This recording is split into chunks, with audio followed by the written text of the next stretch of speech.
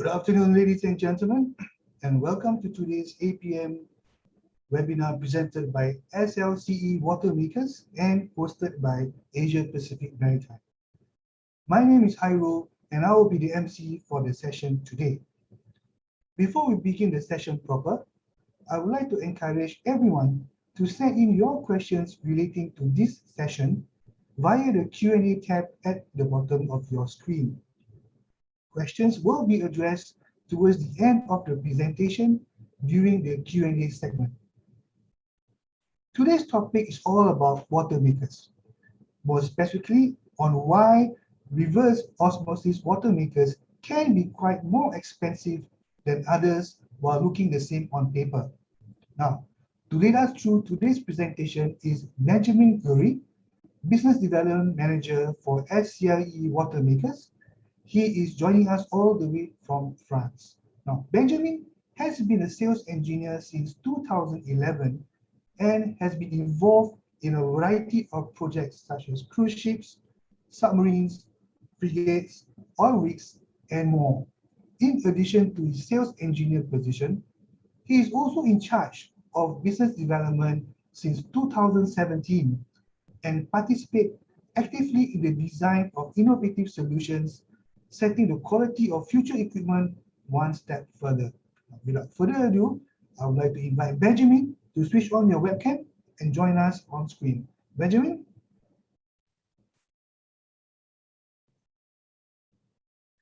Hi, Benjamin. Yeah, hello. Hi, hello. Can I get you to switch on your webcam, please? Yeah. Okay, Okay. welcome. How are you? Good morning, all the way from France. Yes, hello. I'm fine, thank you. Okay, well, we are ready to hear your presentation. So if you are, please go ahead and start sharing your screen. Okay. So, up.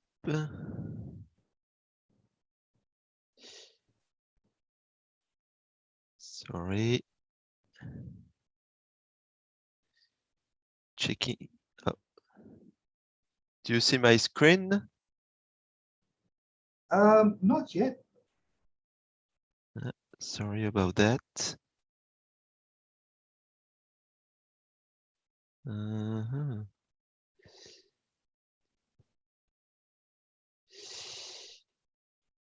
What's sorry.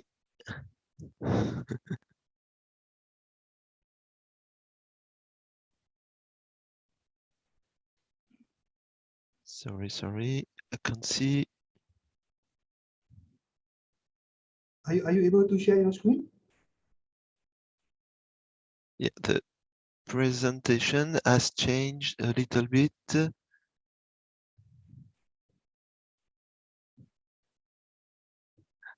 Sorry about this issue. I'm looking for the button for sharing my screen. Okay, sorry. I guess you can see my screen now. Still not appearing yet though, but I think we just give it a bit 1 or 2 more seconds. Yeah, still not appearing. Still not appearing? Oh. Yep. So sorry about this.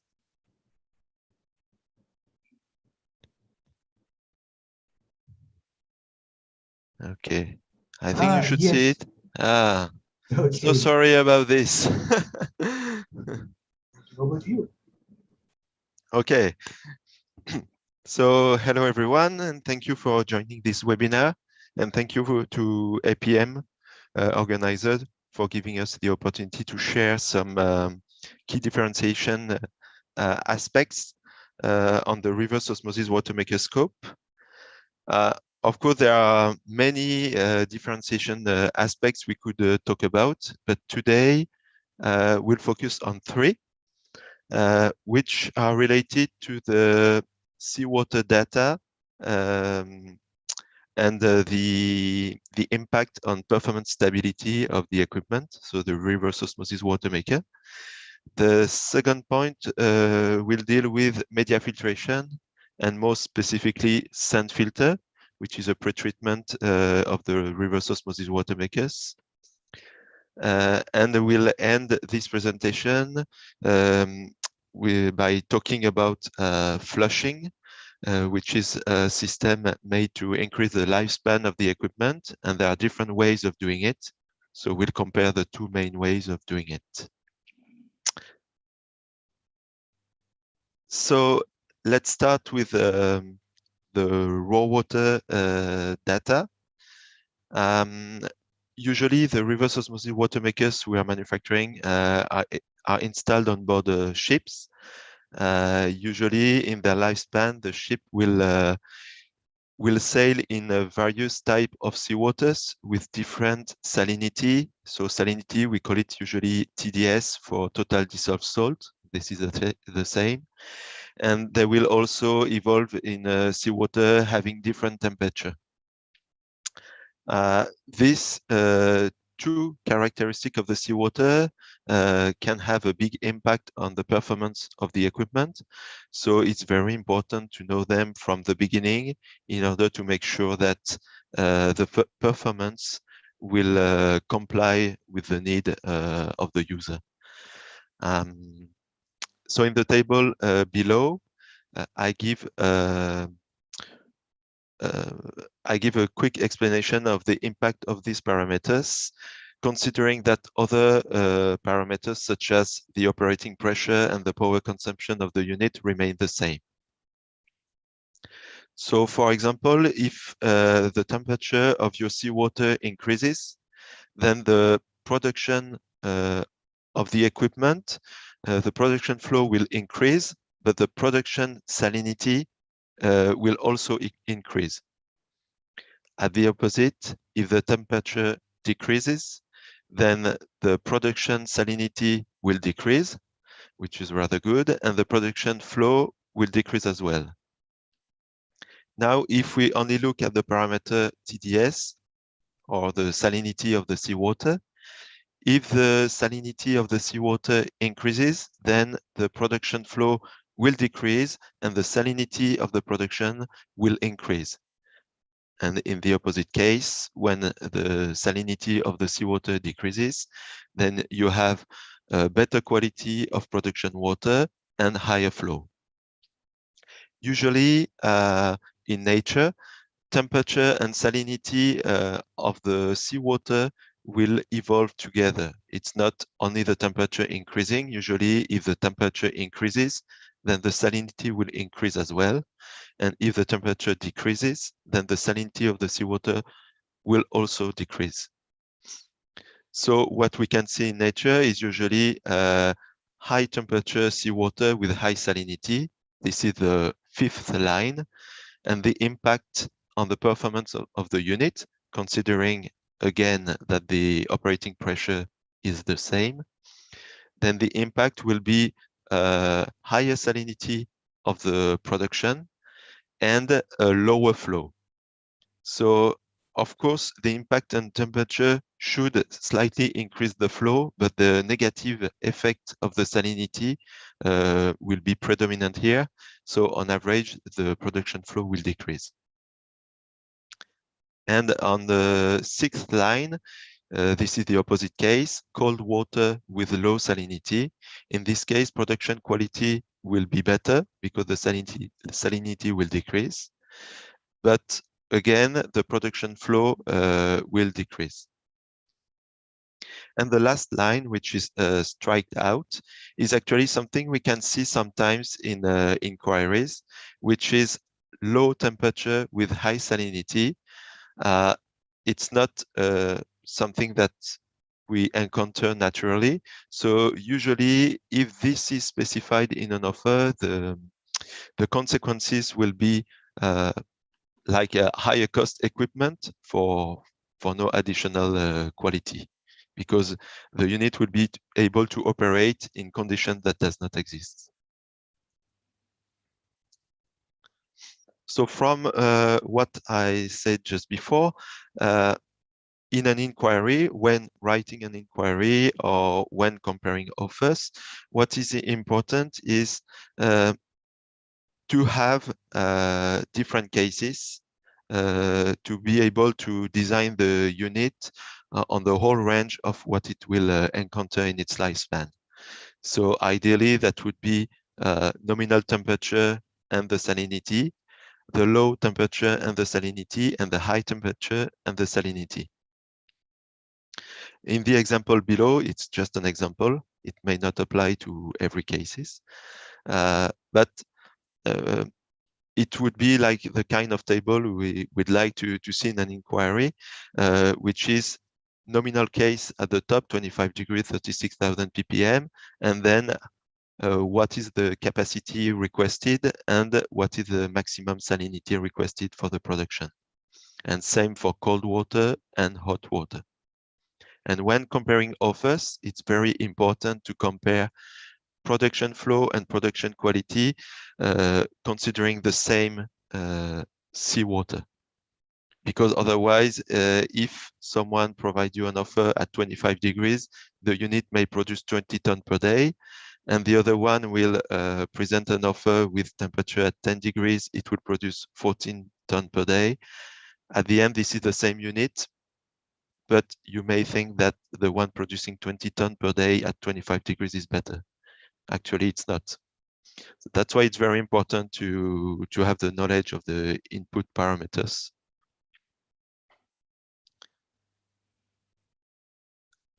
I will switch now to media filtration, and more specifically about sand filter. Maybe some of you are not aware of the purpose of the sand filter, so I will just give a very quick description. A sand filter is just a bottle with sand inside. In filtration mode, the water will go from the top of the filter to the bottom, and the particles in the water will be stopped on the first layers of sand. The advantage of the sand filter is that you don't have any consumables because you can backwash it. To backwash it, you reverse the flow going from the bottom to the top and rejecting for the particles that were stuck in the filter. And main advantage of the sand filter also is that it will increase the lifespan of finer filter cartridges that may be installed downstream. So media filtration is for heavy duty equipment. If you run it for more than a few hundred hours per year, it's very important. The thing is that very often you may have offers that will tick the box sand filter, but the efficiency of the sand filter might not be the same at all. So what is important when you compare two offers and when you compare the sand filter part is to have a way to measure its efficiency. So usually its efficiency is measured by the filtration speed, and the membrane manufacturer usually requests the filtration speed in the sand filter to be below 20 meters per hour. And ideally, for us, that would be below 15 meters per hour. Now, this filtration speed is actually directly linked to the diameter of the filter. This is the formula I show below, just to illustrate that diameter and filtration speed are linked. So, for example, for a flow of 3.2 cubic meter per hour, if you want a filtration speed below 15 meter per hour, you will need a diameter of 520 millimeter. This is to show that, again, if you have offers, you may have sand filter in all offers, but it's very important to go slightly into more details and check the diameter of the filter or the filtration speed if it's given, to check that this filter is not here just to tick a box, but has a really is really useful. Now we'll have a quick polling question. Yes, hi, Benjamin. Yes, okay. I will launch the poll now for the audience listening in. We have prepared a poll for you guys to answer. So I'm going to launch the poll now. you should see a poll question coming up on your screen. A very simple question. Question being, when searching for equipment, what is the most important factor? Is it CAPEX or OPEX? Okay, I'm going to give everyone maybe 10 seconds. It's not that hard to answer this question. 10 seconds to read and answer this question. And then after that, once that is done, I'm going to close the poll, show the result immediately. And then I'm going to get Benjamin to give a little bit of comment on whether what the audience have polled is what he has been seeing in the market. All right. So if another 5 more seconds, the question being, when searching for equipment, what is the most important factor? Is it CAPEX or OPEX? Okay. 5, 4, 3, 2, 1. I'm going to close the poll now. That's it. Okay, I'm going to share the results on screen.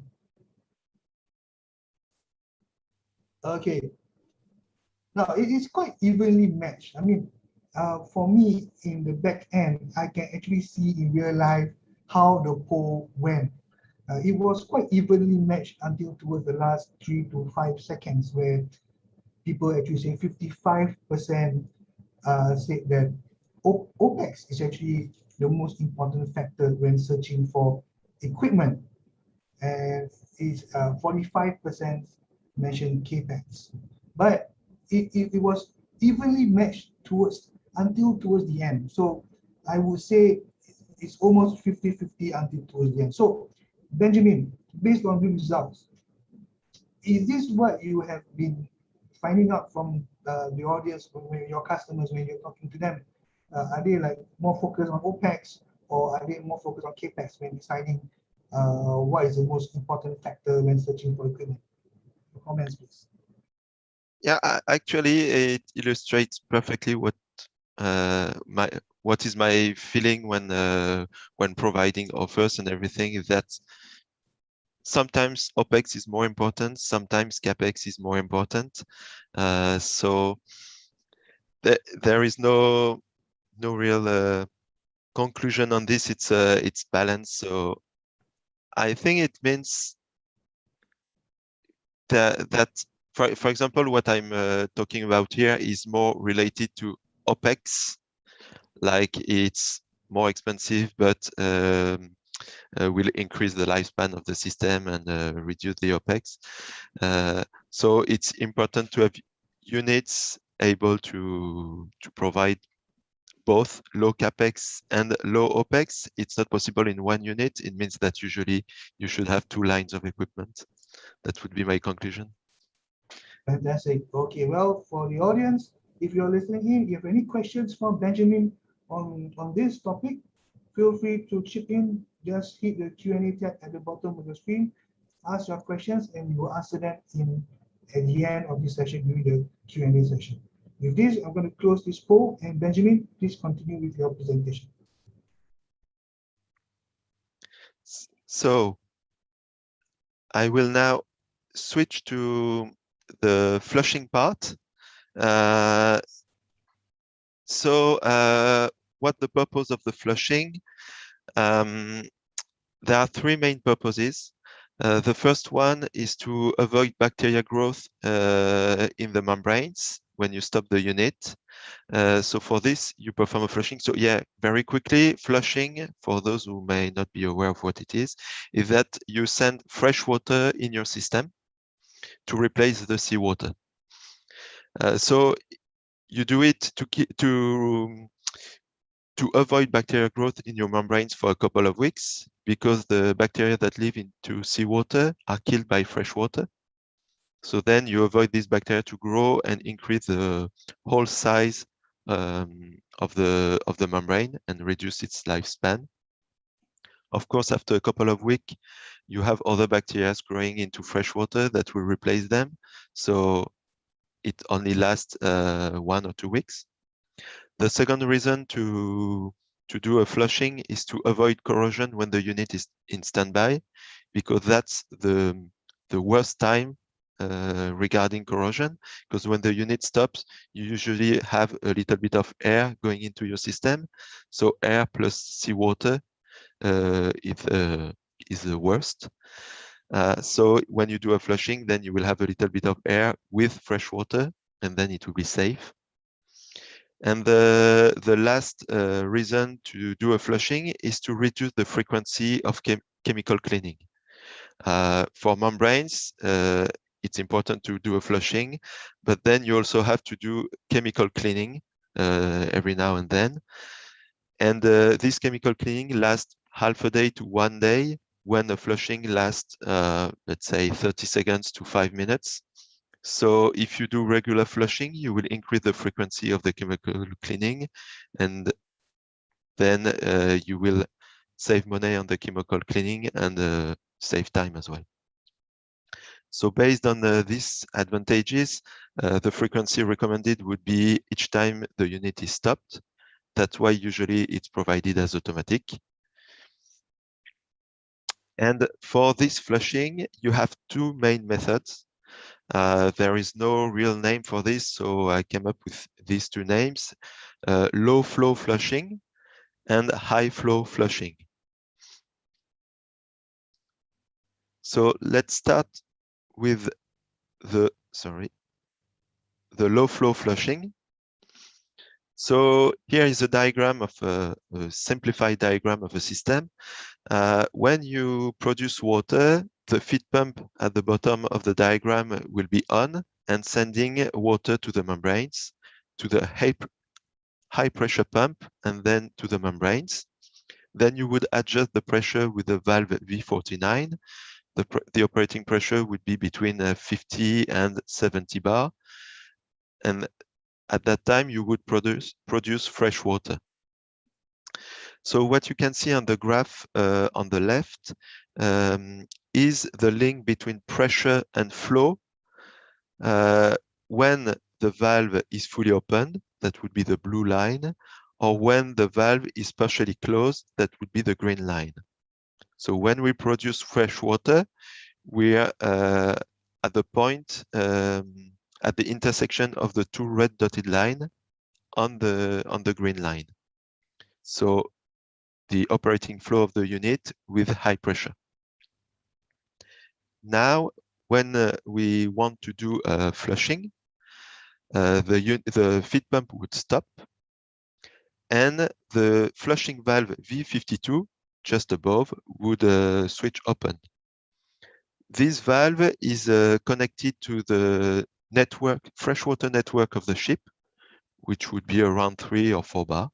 So when this valve opens, then the fresh water from the ship of the tank will flow through the membranes and through the regulation valve. A flushing has to be done at low flow. So because it's automatic, we can't touch V49. We can't modify the adjustment. So to have a low pressure, if we look at the graph on the right, there are two ways. Or you switch to the blue line, so you would be able to have high flow at low pressure, but blue line means you open V49 valve. It's not possible because the process has to be automatic. So what you do is you go down on the green line, meaning that you reduce the flow to have a low, to keep your pressure low. That's why it's a low flow flushing. So for low flow flushing, what you just need is a connection to the network of the ship, which should be under pressure, and a motorized valve. Now, the high flow flushing is a little more complex. Here, what we do usually is that we integrate an internal tank in the reverse osmosis Watermakers. This tank is filled up with fresh water directly produced by the unit.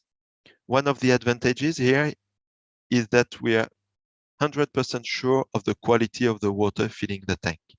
We know that there will be no chlorine from the post-treatment, not so many minerals, and even if the piping or the tank of the ship is not in a good state, like maybe rusty or anything, there will be no impact on the flushing of our system. Then we add a flushing pump instead of the previous flushing valve. So the flushing pump will make sure that we can control the flow and make sure that we have a high flow.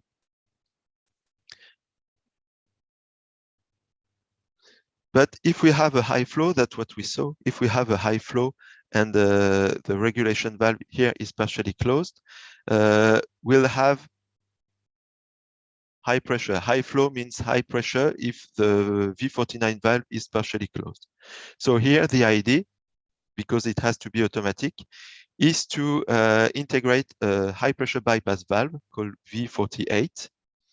And this way, on the graph on the left, it means V48 is fully open automatically. We switch from the green to the blue line. Blue line representing the link between pressure and flow with the valve open, so V48. In this case, we see that we can have low pressure at high flow. So here, if we compare with the previous system, low flow flushing, what do we have? Instead of a simple two-way valve, low pressure two-way valve, we have an internal tank, a feed pump, a flushing pump, a production valve, and a high pressure bypass valve. Of course, this system is more expensive, but it will increase the lifespan of the membrane in every cases. So here is a table summing up what I just said. In the case of the low flow flushing, the origin of the water is the ship storage. So it's usually post-treated water. Maybe they added minerals, maybe the chlorine has been added and the membranes do not stand chlorine. Maybe the storage tank is rusty and the membranes do not like iron either. So we're, how to say, we're dependent on the quality of something which is outside of our system, something that we cannot control. In the case of high flow flushing, the water is coming from the unit directly and is stored in a tank from the unit. So we fully control the quality of the flushing water. So we know for sure that no matter what, the flushing will be very efficient.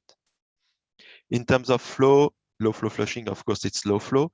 High flow flushing, it's done at high flow or the nominal flow of the system. For this, we need an additional pump. In terms of pressure, in both cases, it's done at low pressure. But in the high flow flushing, we need a high pressure bypass valve. And just as a comment, on the high flow flushing, we integrate in most of our systems. We have the feedback on a ship operating in India that they started to replace 25% of membranes after 24,000 hours operation. So for a normal ship, it would be maybe 7-8 years of operation. When standard system feedback we have is that usually after 2 or 3 years, you may have to change membranes. So to sum up this presentation, I wanted, through these 3 examples, I wanted to show that when you receive offers, you may have offers with offering equipment producing the same capacity. You may have a system both with sand filters. You may have system both with flushing. But to really compare what is offered to you and to decide, knowing what you will have, you need to go into more details. I don't mean that the biggest sand filter is the best, because sometimes you don't have the space available. I don't mean that the high flow flushing is the best, because sometimes maybe the ship will only operate for 5 more years, and maybe you don't need to go with this system for 5 more years. What I mean is that you have to be aware of the consequences of the design to make the right decision, because it's very easy by overlooking at minor details, such as the diameter of a sand filter, such as the input parameters of the seawater. It's very easy to base your decision only on the cost and actually select an equipment or require an equipment that is actually not suitable for the need of the crew. So for a crew, for the user, it's critical, because what might be a good investment at the beginning can not be so good in the long term. And for a shipyard to integrate the system, of course, the long term is not as important to them, but there is a question of reputation here, I think, that in some cases should convince to go for higher end equipment to make sure that their customer will have an equipment running for long term with no issues. Now, the last point I want to mention is that it's impossible for a purchaser or for someone writing an inquiry to be aware of all the details regarding reverse osmosis Watermakers as it is to any other system. That's why they are specialists.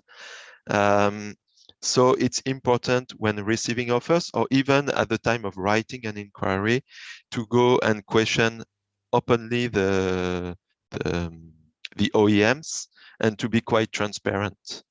Because if you want to compare solutions fairly, you need to be transparent of what you have on one side, what you have on the other side, to know clearly what are the advantages, the drawbacks, and take the right decision at the end. So this will be all for me now. If you have any question, I will be more than happy to answer to them.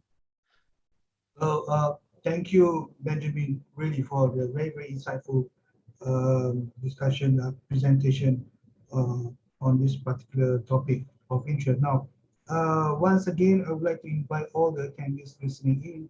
If you have questions for Benjamin with regards to flushing or whatever it is that you want to ask him, he's a Watermaker specialist. So this is the time for you to do so. Hit the Q&A tab at the bottom of the screen, submit a question, and I will forward the question to Benjamin. Now, while he was presenting just now, we did receive a couple of questions. I will start by the very, very first one. I think I would say it's a very, very good question. Now, way to your very, very first slide.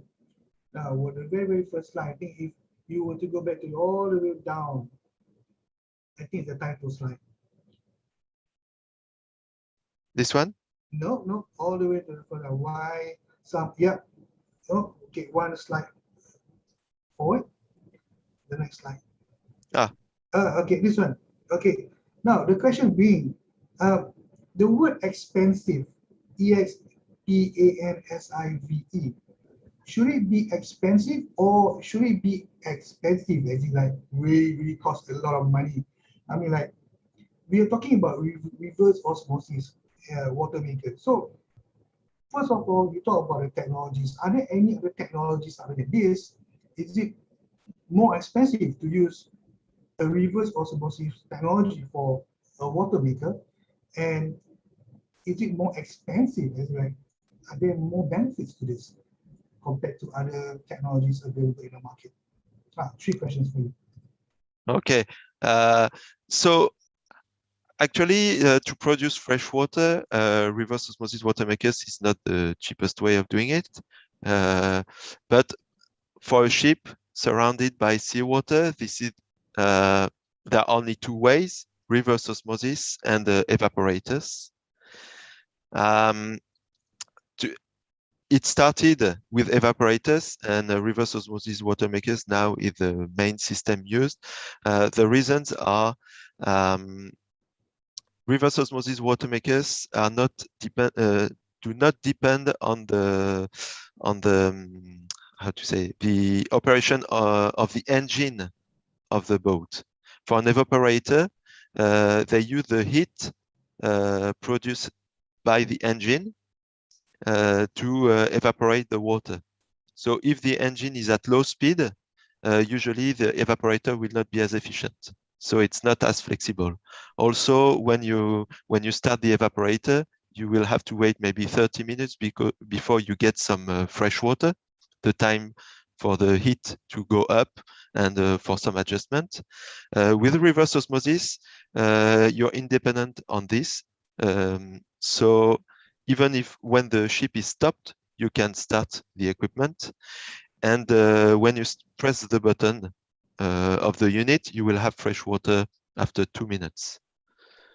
So it's very, very flexible. See, okay, so in other words, it is more expensive and also more expensive in terms of benefits. So both expensive. Okay, so next question now coming from Mr. Dominic Chin. I think he's concerned about high pressure pumps. So which is the best high pressure that you can recommend for high pressure pump? In terms of brand? I'm not sure whether he's talking about. Oh, in terms of technology. Well, yeah, maybe Mr. Chin, if you can just elaborate on your question, that will be great. Just continue doing so, just asking the question. Well, but I can answer on both sides. Sure, I would ahead. say in terms of technology, we use plunger pumps for the high pressure pump instead of centrifugal pump. Main reason is efficiency. Efficiency of plunger pumps is much higher than a centrifugal pump. So that's for the technology. And then for the brand, we usually use two brands that would be available worldwide, which are cat pumps or Danfoss. We have been working with a cat pump for, so the company is slightly more than 30 years old, and we have been working with them for 30 years. It's very, very, very reliable and very simple, very easy to maintain. So. Great. Okay. I guess if let's say any of the attendees would like to get in touch with you to recommend any particular brands, I'm sure you're willing to share these brands with them. So I will be sharing your contacts with anybody who will be interested to get in touch with you towards the end of this Q&A. Now, next two questions that we have. One question is about membrane. Okay, now how much longer will the membranes last if we have a high flow flushing? So that's very difficult question, actually. I will not be able to give definitive answers on this because it depends on the cases.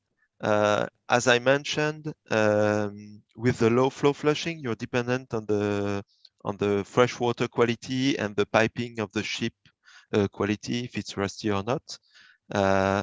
So in some cases, this high flow flushing will allow to increase the lifespan to multiply it by 5, but sometimes maybe the difference will be like very limited. I had the feedback on an application on a small island in the Philippines, where the customer initially purchased an equipment manufactured by a competitor, and eventually they went for our system because first reason, the capacity of the equipment was not compliant with their initial requirements when ours was. That's why it's important to check at the input parameters of the seawater. And then because they had to replace the membranes, I think it was a couple of times every year. So a couple of times every year, it means within 6 months, you get your money back from the additional cost of the high flow flushing. So, but now if you have, meaning you're on board a ship, you have a very clean freshwater tank. If the water is not too much postrated, then the difference will be rather low, and then the main impact of the flushing will be that maybe you will have less CIP to do if you use a high flow flushing rather than a low flow flushing. And another advantage I want to add to this, because I'm talking about chemical cleaning, is that as I mentioned, flushing is good, but then you will also have to do chemical cleaning of the membranes. With the high flow flushing on your equipment, you already have the tank and the flushing pump. So actually, you have everything to do the CIP in the system. You don't need to add anything. Whereas with system providing low flow flushing, if you want the CIP, usually it will be an option that you will have to purchase loose. So for the shipyard, it means it's an additional sub-assembly to assemble somewhere, some piping to do from this option to the main unit with the risk of errors and everything. With our system, because you have the high flow flushing, you also have the CIP, and it all comes at one package. Yeah. So thank you for that, Jeff, for the explanation. I guess we have time for just one more question. Last question that came in. Okay, in fact, got two actually. One is a continuation from Dominic. Basically, normally how long the high pressure pump can last, as mostly the manifold is made of nickel, aluminum, bronze, and usually it lasts for only 3 months. I mean, is that true? So if they use nickel, aluminum, bronze, yes, it's true. But what we use a 316L stainless steel. That's the lower grade of stainless steel we would use with seawater. And on bigger equipment, we go with a super duplex or duplex. So it's a matter of material selection. Of course, if with seawater they go with the nickel bronze nickel aluminum bronze, it won't last very long. Okay, great. Okay, last question before we end this. Now, are there any other technologies than standard filter for the first stage of pre-filtration? Yes, there are actually many different solutions for pre-filtration. So right now I can think about three. There would be ultrafiltration. Ultrafiltration is a membrane-based prefiltration system. It's extremely efficient, but it's also very complex and still very expensive today. And if I revert to the polling question, as CapEx is very important, it applies only to very specific application still. Another solution would be disk filter. So disk filter is very interesting. It's very reliable, very simple, very compact. It's more compact than a sand filter, for example. The drawback is that even if it's efficient, it can be tricky because efficiency is linked to how to say the space between disks. So when you wash this disk cartridge, if you miss a big particle between two disks, let's say that your nominal 20 or 55 micron filtration with the disk filter may become 400 microns if you missed a 400 micron particle between disks. So it's, let's say, slightly less reliable than a sand filter. And And also when you wash it, if it's manual, you need to dismantle the cartridge, wash it, put it back inside. With a sand filter, you just have a handle to operate. It's easier. And then you also have centrifugal filters. Centrifugal filters are very efficient against particles like sand, but it's much less efficient with how to say, light particles like algae or these kind of things. So it's not as efficient as a sand filter. Today, sand filter is still the best combination between cost, efficiency, and reliability. Great answer. Okay. I guess with that, we have come to the end of this session. Hopefully, those attending gain some insight and knowledge from your sharing. Is there any way for them to contact you if, let's say, they want to ask you a little bit more questions, more in depth, or in terms of technology or anything to do with your products? Yeah, sure. I can provide my email address, or on the website we have a general address, but it's working. So don't hesitate to go through our website, and the general address is slce@slce.net. And you just mentioned you saw my webinar and you want to ask me a question. It will be transferred to me. Okay, great. At the same time, for those listening in, if you do need to contact Benjamin directly, just feel free to message me privately in the chat or in whatever way you can. I'm sure we can connect you to Benjamin. With that, before we end, there is a short last poll that I'm going to launch right now. Okay, this is was this webinar useful for you? And with that, Benjamin, thank you so much for joining us all the way from France, spending your morning with us, telling us more about reverse osmosis. We hope you're going to have a good time. Stay safe in France, and talk to you guys soon. Thank you, everyone.